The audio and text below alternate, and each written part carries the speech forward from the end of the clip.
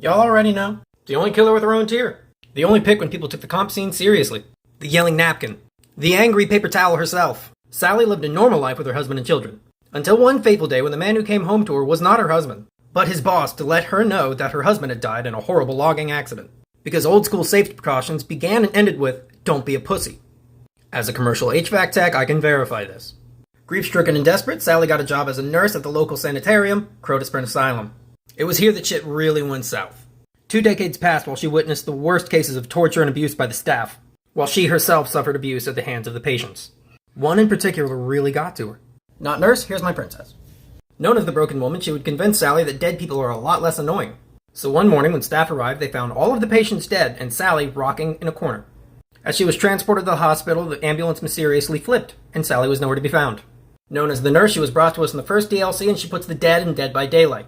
According to official graphs, her kill rate is low, but that is strictly due to the extremely high learning curve.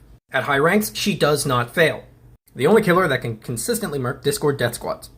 Nurse's power is called her Blink, and it allows her to travel through space, walls, floors, and sometimes out of maps. While not instant, these blinks do allow her to travel at the speed of Mach fuck, and the longer she charges her blink, the further she goes. These blinks tank her in a straight line, and after the first blink, she has a shorter second blink. Players call this the correction blink, but really it's to give her time to lube up that bone saw because it's going up your ass. Always having been the apex predator, Nurse has remained relatively untouched over the years, save from her blinks going to a charge system, and her add-ons gaining a small amount of variety.